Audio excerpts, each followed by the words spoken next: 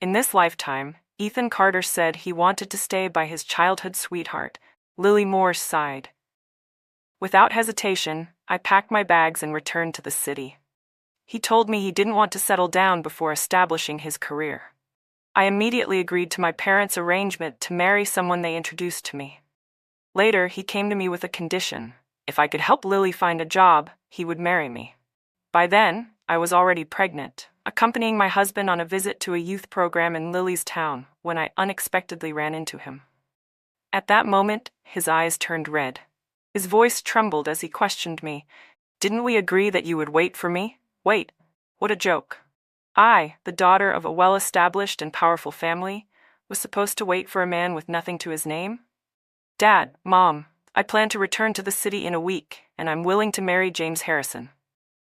There was a noticeable pause on the other end of the line before my mother let out an excited exclamation. "Mia, is this true? Have you really thought it through? You're really done entangling yourself with that poor boy Ethan Carter? You're really coming back to the city, back to us, and willing to get closer to James?" I nodded and emphasized, "James is a great man. There's no need to hesitate. I'm willing to marry him." In my past life, when I was betrayed and left to die by Ethan and Lily, it was James who comforted my grieving parents. It was he who arranged my burial and cleared my name. It was he who supported my parents for the rest of their lives. Such kindness, bearing his children, wouldn't even be enough to repay him. Besides, we had known each other since childhood. Marrying him, I was more than willing. "Good, that's good," my mother said quickly. "I'll buy you a ticket right away. I'll inform the Harrisons. We'll start arranging your wedding immediately." I could hear the emotion in her voice, the suppressed sobs she tried to hold back. My father sighed repeatedly on the other end of the call. I knew they had always been worried about me, worried that my love would go unanswered, that I would suffer by Ethan's side, that I wouldn't be able to endure the hardships of rural life. It was my fault. In my past life, I had foolishly abandoned the parents who loved me so dearly, all for a man who never truly cherished me. "Dad, Mom, from now on, I will listen to you. I'll stay by your side and be the filial daughter you deserve. This time, I will be happy, I swear it." "I've made it clear to Sophie," Ethan's voice carried from the hallway as I returned from the phone booth. "If she can't secure a transfer for you back to the city, I won't go back with her either. She should be working on getting you a spot now." I had just stepped back into the faculty dormitory when I heard Ethan's gentle reassurance to Rachel Lane. "Ethan, I'm sorry for putting you through this," Rachel said softly, her eyes slightly red. "Sophie is probably going to argue with you about this again. You two just made up." Ethan shook his head and comforted her. "Your parents passed away early. We grew up together. I've always seen you as my little sister. It's only right for a big brother to take care of his sister. Sophie should be more understanding about this." At the mention of the word sister, a flicker of disappointment crossed Rachel's eyes, but she quickly regained her usual charming expression. "If all goes well," she said, "we should be able to return to the city with them in a week. I should also inform my students and colleagues before we leave." "Yeah," Ethan agreed. "Sophie's family has influence. As long as she speaks up, getting a transfer shouldn't be an issue. We've been here for 3 years, and we've received a lot of kindness from the people here. We should say our goodbyes properly, otherwise, it would seem too cold." Rachel offered a suggestion. "I was thinking, since my birthday is in a couple of days, I could invite the faculty and the leadership to a small gathering. That way, we can bid farewell in a proper manner." Ethan was supportive of the idea. "It's just," she hesitated, "I'm a bit short on money right now. Ethan, could you lend me some?" Before Ethan could respond, Rachel tapped her forehead and laughed. "Oh, I almost forgot. You already spent last month's salary helping students from struggling families. This is embarrassing." Ethan thought for a moment. "It's fine. Sophie should still have some. I'll ask her for a little to help you out." Rachel's smile deepened. "Thank you, Ethan. And please thank Sophie for me too." Ethan affectionately patted her head, his eyes filled with indulgence. That was when I stepped into the female faculty dormitory, breaking the moment. "Sophie, you're back." Rachel greeted me sweetly. I ignored her. Ethan frowned, but unlike before, he didn't scold me for being impolite. He reached out his hand to me and said, "In 2 days, Rachel's birthday is coming up, and she wants to host a small celebration. At the same time, we'll use it as a farewell gathering with the school's faculty and staff. We don't have enough money. Do you have any to spare?" I continued packing my luggage, my voice cold. Ethan Carter curled his lips. "How could you not have money? Didn't you just get paid?" I looked up at him and replied flatly, "I spent it just like you did." "However I wanted." Ethan pursed his lips. Beside him, Rachel's eyes flickered before she stepped forward, grabbing my arm and sweetly coaxing, "Sophie, we're all going back to the city soon, right? So I thought, since it's my birthday, why not take the chance to host a farewell dinner? It's a way to say goodbye properly to the colleagues we've worked with for 3 years. Ethan and I already used our salaries to help a few struggling students, so we really have no choice but to trouble you." How amusing. Using her birthday as an excuse for a farewell banquet? A farewell banquet is a farewell banquet. Why did she have to tie it to her birthday? No money to help struggling students, yet still eager to throw a dinner party and act generous? I responded coolly, "It's not really a problem." Seeing that I didn't outright refuse, Rachel's face lit up with visible delight. "Sophie, since you said that, I guess our return to the city is pretty much settled, right?" Ethan let out a sigh of relief. "Then I'll go reserve a private room at Intercontinental Restaurant. This afternoon, I'll inform the faculty and staff in the office. Including the 3 of us, it'll be about 20 people. $30 should be enough." As he spoke, he deliberately glanced at me, clearly waiting to see if I'd be willing to cover the $30. Rachel noticed that I didn't react much, so she quickly added, "Most of the guests are male colleagues, and they'll probably want to drink. $30 might not be enough. Sophie, $60 would make sure everyone eats well." I nodded along with her words. Seeing this, she smiled even more triumphantly. Ethan seemed uneasy about it, but didn't say anything. I added, "Since it's a birthday celebration, there should be a cake, don't you think?" Ethan immediately objected. "Cakes are too expensive. Forget it. Besides, there aren't any bakeries here in the countryside." Rachel's eyes lit up with excitement. "No, Ethan, I've never had a birthday cake in my whole life. If Sophie says she can get one, then she must have a way. I really want to try one." Ethan hesitated and turned to look at me.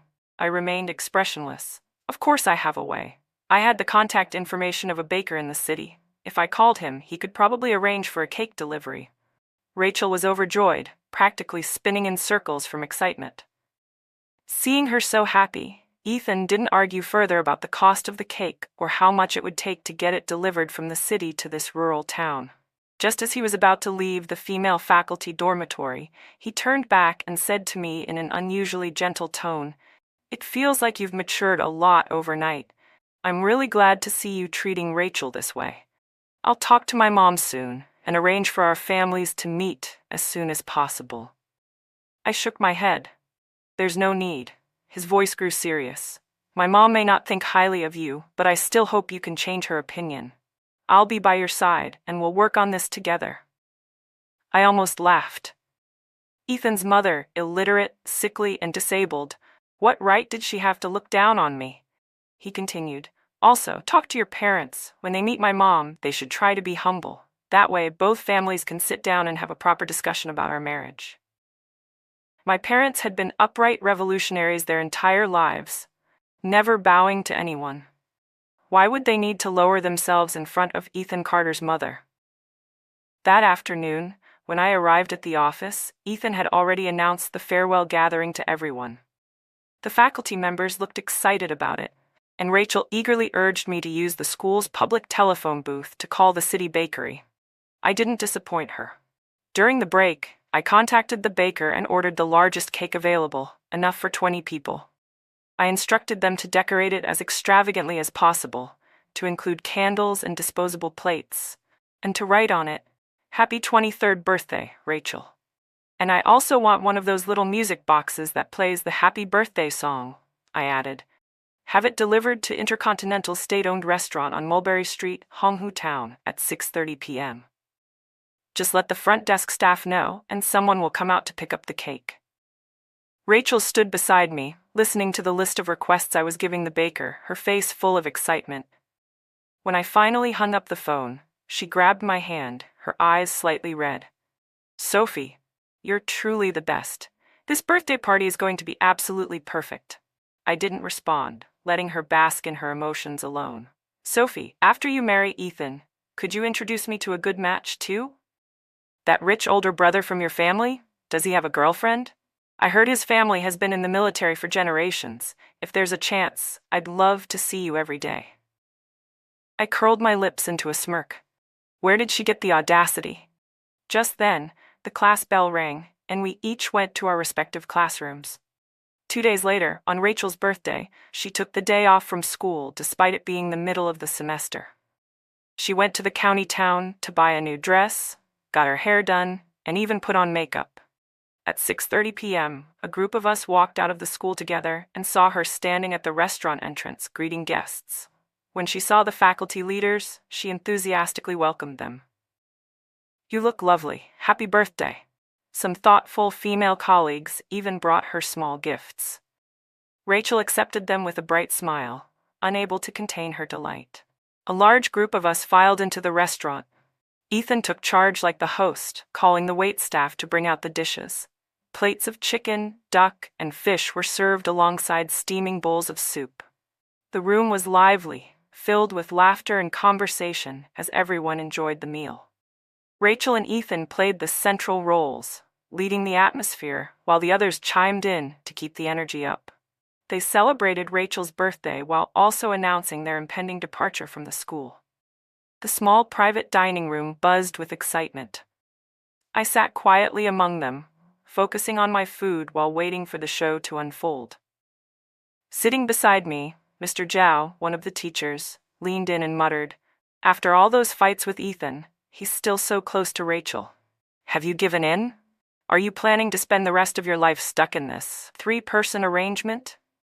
I shook my head, but he didn't believe me. "This meal must cost at least $100, he continued.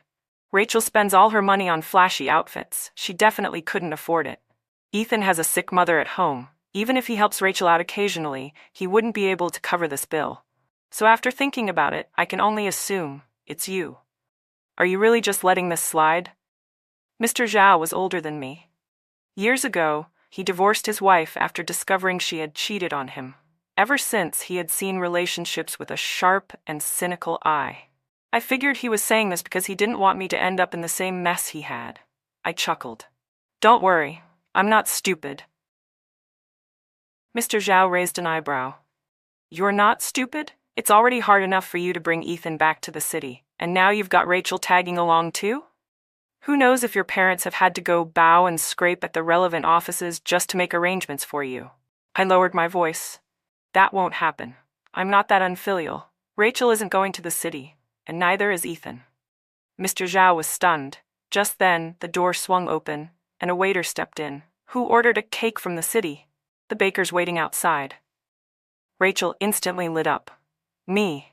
I'll go get it and share it with everyone." Cake was a rare luxury here. Not many people had ever tasted one. The moment the word cake was mentioned, everyone's eyes gleamed with excitement. "This is amazing. I get to eat cake. I've never even seen a real cake before. What a treat. I should eat a little less and take a piece home for my kid. He's always asking for cake." Even the waiter, who had never seen such a large cake before, chimed in enthusiastically. "This one's huge. No way you won't have enough to go around." "There's more than enough for everyone. Even after you've all had your share, you can each take a piece home." "Wow, that's a huge cake. It must have cost a fortune." "Rachel, this is quite the birthday celebration. You really went all out." Rachel beamed with pride and followed the waiter out of the private room. Ethan trailed behind her, probably worried the cake was too big for her to carry alone. "I'll go help," he said. With the two of them gone, the atmosphere in the room settled a bit. Mr. Zhao glanced at me, eyes full of curiosity, as if waiting for something interesting to unfold. It wasn't long before Ethan returned. He walked straight to my side and lowered his voice. "Step outside for a second. The baker said the person who ordered the cake needs to sign for it." I remained seated, unmoving. "Didn't Rachel order the cake? She can sign for it."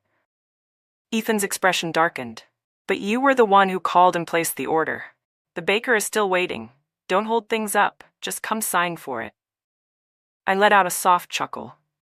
I made the call, but Rachel was the one who wanted the cake. Wouldn't it be inappropriate for me to sign? Ethan pressed his lips together tightly. Just then, Rachel walked back in, looking a little pale. Sophie, please come out and sign for it. Let's just get the cake inside so everyone can enjoy it. We finally got everyone together. It'd be a shame to ruin the mood. I sat firmly in my chair and replied steadily. Exactly. Hurry up and bring the cake in so everyone can have some. They've all been waiting. Mr. Zhao, being a sharp man, immediately caught on to what was happening. He spoke up bluntly. Rachel, don't tell me you're expecting Sophie to pay for it. Usually cakes were paid for upon delivery, but wasn't this her birthday? Why should Sophie be the one footing the bill? Rachel's face instantly fell. I didn't mean. Ethan stepped in to explain. Sophie, didn't you promise to get Rachel a birthday cake? Now that the cake is here, you're backing out? I feigned surprise. Oh, I promised to buy her a cake? A cake like that costs at least $200. My monthly salary isn't even $30. How could I afford something so expensive? Mr. Zhao raised an eyebrow. Ha! So inviting everyone to cake meant making someone else pay for it. The expressions of the other guests darkened. The delivery man, who had been waiting outside for far too long, finally lost his patience and stepped in. His face was filled with annoyance. So whose cake is this? Is someone paying or not? The total is $231. I drove 2 hours from the city to deliver this. Don't tell me I wasted my time. Rachel's eyes welled up with tears. She grabbed my hand and pleaded, Sophie, we agreed on this. Why are you only saying now that you don't have the money? I sighed, looking helpless. I assumed you had the money. I didn't realize you expected me to pay. I hurriedly reached into my pocket and pulled out all the loose change I had, counting it carefully. I only have $3.65. I turned to the others. How about we all pitch in? Let's collect enough to cover the cake. It's Rachel's birthday after all. She should be able to enjoy it. Before I could finish my sentence, Mr. Zhao let out a sarcastic laugh. Who carries that kind of cash around? At most, we might have a few bucks each. Even if we all pitch in, we'd barely reach $60. This cake costs over $200. Who's gonna come up with the rest? Besides, he continued, even if someone did have that much, who in their right mind would spend it on cake? That much money could buy a fridge or a television, way more practical than a cake. The others nodded in agreement. We make $29.90 a month. Who can afford a $200 cake? $3 is enough to feed my family for a week. I'd rather skip the cake than waste my money on it. What a joke. Just because Sophie's family has money doesn't mean she should drop over $200 just like that. Rachel's face turned red as everyone's complaints piled up. She tugged on Ethan's sleeve. Ethan, Sophie, she's going back on her word. What do I do now? Ethan, frustrated, turned his anger on me.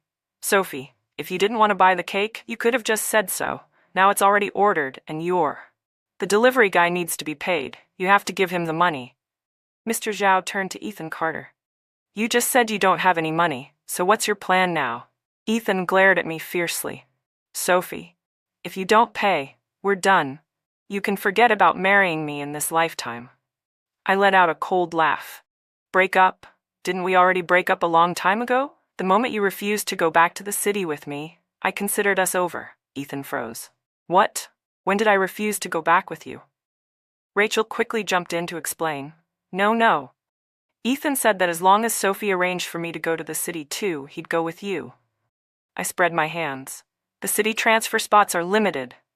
I can't make that happen. So after all that talk about going back to the city, you were relying on me to make it happen? I thought you had found another way. Oh dear, what a huge misunderstanding. Looks like this farewell dinner won't be much of a farewell after all. Ethan and Rachel both looked unsteady on their feet. The other teachers in the room, who had been holding back, finally couldn't contain themselves. I was wondering why their names weren't on the transfer list. Turns out they were waiting for Sophie to arrange it for them. This is ridiculous. They expect Sophie to pay for the cake, and now they want her to handle their city transfer too? What are they, leeches? Next thing you know, They'll expect her to pay for this meal too. Mr. Zhao let out a mocking laugh. So this is how it works: host a dinner, and then expect someone else to foot the bill. Interesting approach. Then he turned to the waiter. Go ahead and calculate the total for the meal. The waiter's expression stiffened, realizing the situation had taken a serious turn. He quickly called over the restaurant owner. The owner punched numbers into the calculator, rounded off the total, and announced, food comes to $59, drinks are $67. Altogether, that's $126. Who's paying? Mr. Zhao took out his wallet and placed $3 on the counter. I didn't drink, so I'll cover my share. The owner accepted it and then looked toward the rest of the group. Several female teachers who hadn't touched the alcohol quickly followed suit, each handing over $3. Mr. Zhao also took the $3 I had placed on the table and gave it to the owner. The owner's gaze swept over the remaining people. What about the rest? The male teachers who had been drinking were visibly furious. Their faces turned red as they started cursing. You invite us to dinner, and now we have to pay out of our own pockets? I just spent my own damn money celebrating your birthday? You ungrateful bastard, you're lucky as hell to even be hanging around Sophie, and yet you're still fooling around with Rachel. And you, Rachel, what the hell is wrong with you? Acting all high and mighty when you can't even pay for your own damn cake? One of them slammed his fist on the table. No way in hell am I covering this bill. Let Rachel figure it out. Maybe she can work it off in the kitchen. The insults flew one after another. The female teachers and I quickly left the private dining room. Ethan, unable to bear the humiliation, finally lost his temper and threw a punch. Chaos erupted as the restaurant staff rushed in to break up the fight. In the midst of the commotion, Rachel managed to slip out unnoticed. But the cake delivery man was still there, and he wasn't letting her go.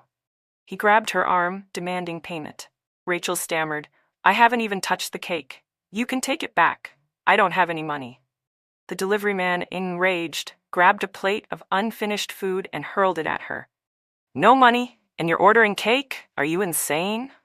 Rachel stared in horror at her brand new dress, now stained with food. She completely broke down, sobbing, It's ruined. It's all ruined. The chaos in the restaurant eventually drew the attention of the local patrol officers. They barged in and took everyone to the station. After questioning everyone, the police ruled that Ethan was responsible for compensating the restaurant $200 for damages. Rachel and the male teachers who had been drinking had to split the $100 food and alcohol tab. As for the cake, since Rachel had placed the order but I had made the call, the police deemed I was partially responsible. I ended up handing the delivery man over $100 and took half the cake with me. That night, the families of the other male teachers arrived to pay their fines and bail them out. But Ethan and Rachel? No one came for them. When I left the station, they were still inside, writing their statements. Not only had Rachel's night gone completely sideways, Ethan was going down with her. Well, Rachel really set herself up for this one. She even invited the school leaders. Looks like she hit a brick wall this time. They're not just going to be locked up for a few days over a few $100, someone added. Even if they get out, their jobs are as good as gone. Mr. Zhao and the other female teachers casually chatted as they enjoyed their slices of cake. After leaving the police station, I invited them to a small tea house nearby to share the cake. Since it was their first time eating cake, even after all the chaos, they were still in a good mood. This must have felt satisfying for you, huh? One of them asked. Make sure you don't look back. Exactly. A man like Ethan Carter will never make a good husband, another chimed in. Go home and let your parents set you up with someone decent. There must be plenty of outstanding young men just waiting for you to pick from. By then, Ethan will regret it, losing someone as reliable as you. I chuckled. Who knows? Maybe this is a relief for him too. Now he can openly be with Rachel. Mr. Zhao shook his head. Do you know why they call Rachel Fat Rachel? I shrugged. No idea, he explained. It's not about her weight. It's because her family has been waiting in fear. Her parents desperately wanted a son. Their favoritism toward boys runs deep. Even if Ethan and Rachel have feelings for each other, do you think her parents would ever agree to let their daughter marry a broke man like Ethan? They're waiting for Rachel to marry into a wealthy family so their whole household can rise in status. Another teacher agreed. Those two may seem close, but deep down, neither of them is willing to give up their future. Ethan won't truly want Rachel, and Rachel looks down on Ethan. Trust me, they'll probably end up tangled in this ambiguous mess for the rest of their lives. Leaving Ethan and Rachel behind, we talked about all the funny and memorable moments from the past few years. Over tea and cake, nostalgia filled the air. After all, I was leaving soon, and I likely wouldn't have a reason to return. Despite everything with Ethan and Rachel, my other colleagues had treated me well, especially the female teachers. 3 days later, I boarded the bus back to the city, holding on to the farewell gifts from my colleagues. There was a hand-knitted scarf, locally made sweets, and even a box full of folded paper stars for my students. I planned to keep them all. They were a part of my memories, the happiness, the struggles, the pain. It was all a part of my youth. As the bus pulled away, I waved to my colleagues one last time. It was a touching moment. That is, until Ethan appeared. Not only did he show up, but he actually ran after the bus, chasing it down several streets. He kept shouting my name, yelling for the bus to stop. But this wasn't his bus. What right did he have to demand it to wait for him? Eventually, the bus sped up, leaving him behind. I watched as he fell further and further back until he finally couldn't keep up. He threw his head back and let out a desperate roar. Through the window, through the wind and the noise of the city, I thought I could faintly make out his words, "You understand me." But what was I supposed to wait for? If I was waiting for anything, I was probably just waiting for him to disappear from my life entirely. When I arrived at the station, the first thing I saw from a distance was a military vehicle parked nearby. Standing beside it was James Harrison. Dressed in his perfectly pressed uniform, he looked upright and imposing, a figure that naturally stood out from the crowd. As I passed by, people of all ages, men, women, young and old, couldn't help but steal glances at him. In the past, my heart had been so completely occupied by Ethan that I had overlooked the person who had always been by my side, the childhood friend who had watched over me all these years. Compared to Ethan's family background, James was leagues ahead. Compared to Ethan's appearance, James was far superior. Compared to Ethan's character, James was even more incomparable. So why in the past had I been so blind? I let out a quiet, self-mocking laugh. James had already reached for my luggage, taking it from my hands with ease. "Sophie," he said with a warm smile, "have you been waiting long?" I had already arranged for time off, but something came up last minute and delayed me. "I hope you're not mad." I shook my head. "Not at all. I just stepped out of the station and saw you. You're right on time." Hearing that, he smiled, his cheeks slightly flushed. He actually looked a little shy. "Your parents told me you were coming back to marry me," James said. "At first, I didn't believe it. Even when my parents and I brought the betrothal gifts to your house, I still couldn't be sure.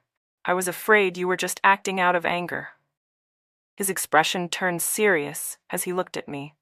"Sophie, if marrying me makes you uncomfortable, I won't hold it against you. As long as you're happy, that's all that matters."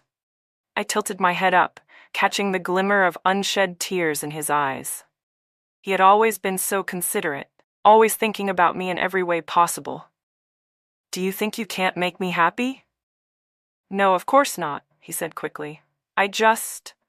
I heard that you went to the countryside for Ethan Carter, that you refused to return to the city because of him. So you think my happiness doesn't lie with you?" I asked, watching him closely. "Or maybe you resent me for having been in love with someone else?" "No, never," he blurted out, suddenly flustered. For a moment his words got tangled on his tongue. It reminded me of my past life, when I had been framed by Rachel and accused of impropriety, when I was locked away and humiliated. James had traveled miles to testify for me, to clear my name. I took a deep breath and wrapped my arms around his solid waist. "James," I said softly, "if you don't like me, we can call off the engagement. But if you do, please don't say anything that would push me away." He stiffened for a second. Then his voice came out slightly trembling. "I would never push you away, Sophie. I promise." 1 week later, James and I were engaged. 3 months later, we got married. Even though the Harrison family had already prepared a house for us, even furnishing it to make sure we would be comfortable, I still chose to live with my parents for the time being. After all, James was often away on assignments, and staying home meant I could spend more time with my family. His parents were understanding and had no objections. Besides, our houses were right next to each other. Seeing each other wouldn't be difficult. James, however, had his own thoughts. Whenever he was home, he would roll around on my bed and grin, saying, "I've had my eye on this bed since we were kids. I used to dream about lying here." I smirked at him. "So you've had improper thoughts about me for a long time?" He chuckled. I pushed further. "Since when exactly?" He kissed me on the cheek and whispered, "Hard to say. Don't tell me it started when I was still in elementary school," I teased. "Of course not," he said with a grin. "You were in elementary school, but I was only in middle school, okay? Back then, I just thought my little neighbor was adorable and that I wanted to protect her." I raised an eyebrow. "And that feeling lasted until I grew up?" He nodded. "Probably around my first year of high school. A girl confessed to me, and when she asked what kind of girl I liked, the first person that came to mind was you." My cheeks heated up, and I smacked him with a pillow. "You were in high school. I was still in middle school," he laughed. "Middle school isn't that young." For a moment, his expression turned serious. "There was a time when I really regretted not protecting you better, but I'm grateful that you came back." He pulled me into his embrace, his breath warm against my ear. Our breaths intertwined, blurring the space between us. A month after James left for a mission, I found out I was pregnant. When he got the news, he was so desperate to see me that he nearly wanted to hijack a plane to fly back. I reassured him, telling him to focus on his work. There were plenty of people taking care of me. He didn't need to worry. But still, he cried. Like a child. "I'm sorry," he choked out. "I'm so sorry. I can't be by your side while you're pregnant, and I might not even make it back when you give birth. The thought of you suffering through the pain alone, losing sleep because of this child, and me not being able to do anything. I feel useless. I promise I'll be more careful in the future. I'll make sure you never have to suffer again." Later, his parents told me that James had always been someone who thought too much. He believed that because of his career, he didn't deserve to have love. It was only after I rejected him the first time that he enlisted in the military. And later, when I changed my mind. For a long time, James struggled with his feelings. He knew all too well what his career would mean for his partner, the loneliness, the waiting, the constant worry. But at the same time, he couldn't bear to let me go. At one point, he even felt he was being selfish. Hearing this shook me to my core. I couldn't calm myself for a long time. As my thoughts drifted to my husband, the father of my child, my emotions shifted in ways I couldn't quite describe. I wrote him letters. I called him whenever I had the chance. I wanted him to know that no matter where he was, I was standing firmly behind him. I wanted him to know that he had taken root in my heart deeply and permanently. And more than anything, I wanted him to know to protect himself, to cherish his life. Because I would always be here, waiting for him to come home. 9 months into my pregnancy, my belly was already quite large. But when I heard that James's current station was only 3 hours away in Honghu Town, I couldn't hold back. I immediately got on a bus to visit him. The 3-hour journey was exhausting, but more than anything, I was excited. He stood at the entrance of Honghu Town, straight like a pine tree. Even in the freezing winds of midwinter, he didn't shrink back in the slightest. As soon as I got off the bus, his eyes turned red. When he spoke, his voice was choked with emotion. "Are you tired? Did you get carsick?" I shook my head, and for some reason, tears suddenly streamed down my face. I was so happy. So why was I crying? He immediately draped his coat over me and hurried me into the military vehicle, shielding me from the cold as we headed toward the base. It was only a 10-minute ride, yet by the time we arrived, his tears had already soaked through his collar. "The last time I saw you, your belly was still flat," he murmured, his voice thick with emotion. "And now, it's already this big. My love, you've suffered so much." Seeing him act like a child made me laugh through my tears, but being cared for by him like this, it was warm, reassuring. That afternoon, James told me he had to visit a school in Honghu Town. Supplies had arrived, and they needed to be escorted to the young teachers working in the countryside. He asked if I wanted to come along. James knew how much I missed my old colleagues and students. He had heard me talk about them countless times. At the same time, he also mentioned that Ethan Carter was at the school. He was worried I might feel uncomfortable, so he left the choice up to me. But I didn't hesitate. Why would I feel awkward? I said. I'm doing great now. If anything, he should be the one feeling awkward. That afternoon, I rode with James to the school. The moment my former colleagues saw me, they were completely stunned. It hasn't even been that long since we last saw you, and your belly's already this big? Oh my God. I heard you got married as soon as you went back, but I didn't believe it. Now I have no choice but to believe it. The man who helped you out of the car just now, he's your husband, right? Wow. He's so handsome. Mr. Zhao and the other teachers teased me while also making sure I wasn't too cold, quickly leading me into the office. Just before entering, I hesitated for a moment. Mr. Zhao immediately reassured me. Don't worry. Ethan and Rachel were fired from the school a long time ago. They have no place in this office. Then, he started filling me in on what had happened to them.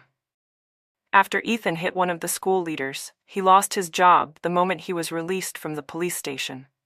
He spent a long time looking for another job, but no one would hire him.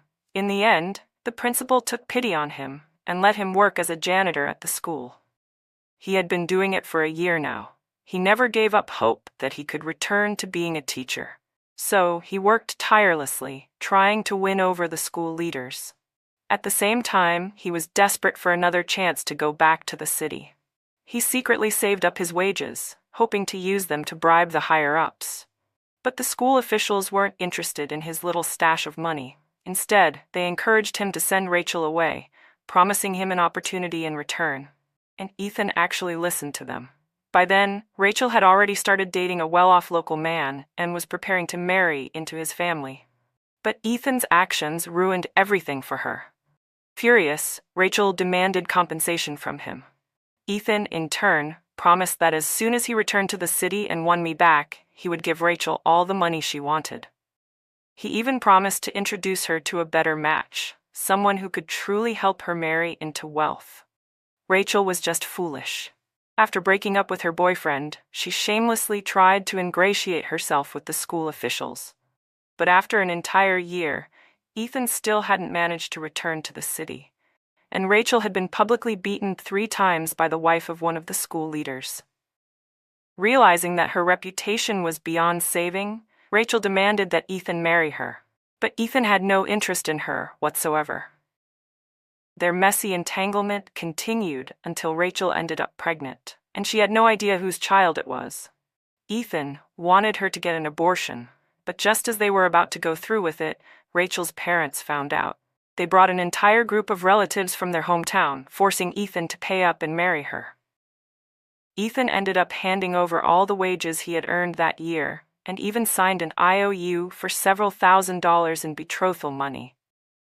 No one knew what had happened to them since then. Rumor had it that Rachel had turned to a less than respectable profession to make a living. As for Ethan, he was still working in the school kitchen. The two of them lived together, without status, without recognition. It was a mess. Just as we were talking about them, the office door opened and in walked Ethan, dressed in janitor's overalls. He had come to get his paycheck signed by the school leadership.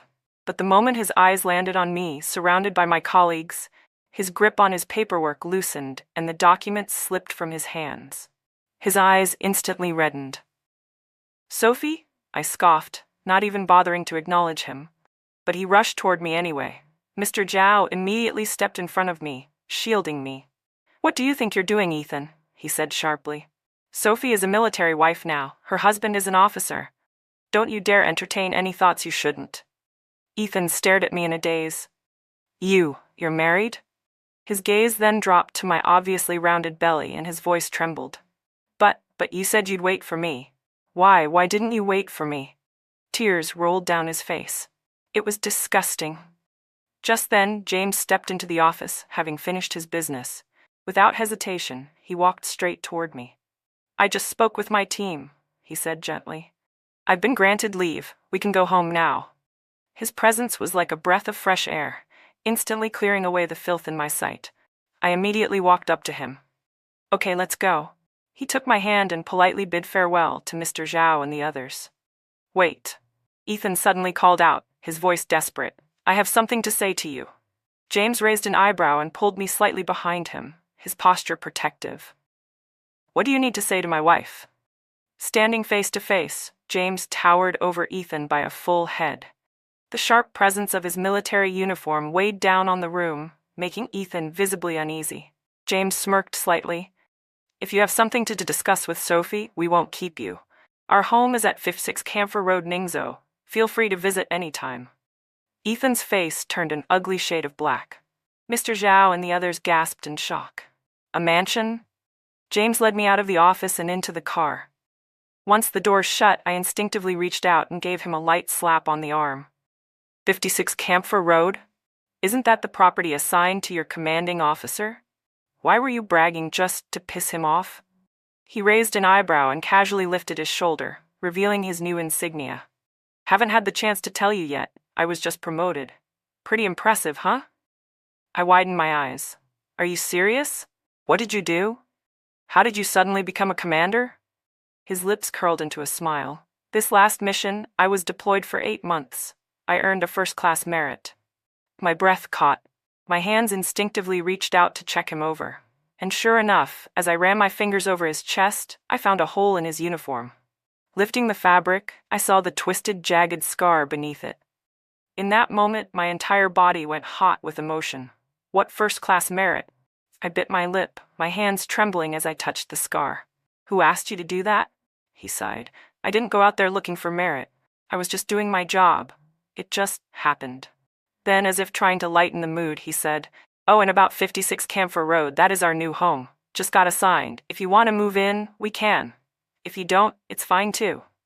I turned my head away, blinking rapidly to stop my tears. But before I could say anything, he cupped my face and wiped away a tear with his thumb. Hey, don't cry. I'm sorry, he said quickly. Just now, I was too focused on showing off in front of that idiot and didn't think about how you'd feel. His voice softened. Don't cry, baby. I'm here now, and the little one is still in your belly. I sobbed so hard I could barely breathe. What if you had died? Would I have become a widow? No, that would never happen. James reassured me quickly. When I got shot, all I could think about was you. The moment I thought of you, I knew I had to stay alive. Before he could finish his sentence, a sharp pain suddenly seized my belly. My breath caught. The tears were forgotten. James, I gasped, panic rising. Hospital. We need to get to the hospital. I'm going into labor. James's expression shifted instantly. Without hesitation, he shouted at the driver to head to the hospital. And just like that, it was his turn to start crying. After 5 grueling hours, our daughter was born, both mother and child safe and sound. As James cradled our newborn girl and showered her with kisses, the driver who had rushed us to the hospital took the opportunity to grumble to both sets of parents. You have no idea, he said dramatically. First, it was the madam crying. Her sobs practically rattled my soul. Then it was the deputy commander's turn. And let me tell you, his wailing nearly made my heart stop. I've never been so terrified driving a car in my life. Because of our baby's birth, James was granted a slightly longer leave. But with his responsibilities piling up, he inevitably had to return to duty. As his wife, I understood. I could only support him from behind the scenes. As time passed and our child grew day by day, many of the young people who had been sent to the countryside finally returned to the city. The moment Mr. Zhao came back, he immediately sought me out. During our reunion, we reminisced about old times, and naturally, the topic of Ethan Carter and Rachel came up. Apparently, the two had eventually gotten married and registered their marriage. But their life was miserable. They argued every day. Then, one day, over $2, Ethan snapped and stabbed Rachel to death. Because the crime was so heinous, Ethan was arrested and sentenced to execution. Mr. Zhao sighed. See? You made the right choice. You got married early, had a beautiful child, your in-laws treat you well, your parents are happy, and your husband is an amazing man. Every time we talk about you, we're all so envious. I laughed. It's been so long. Should I introduce you to someone? Mr. Zhao waved a hand, scoffing. No. Marriage is just a game of probability. I wasn't as lucky as you. After our chat, I asked the driver who had been assisting James to give Mr. Zhao a ride home. Somehow, over time, Mr. Zhao and that very same driver kept in touch, and not long after, he remarried. Even though he had always been resistant to the idea of a second marriage, fate has a funny way of working. When the right person comes along, nothing can stop it. And that's a good thing, because in the end, everyone deserves happiness.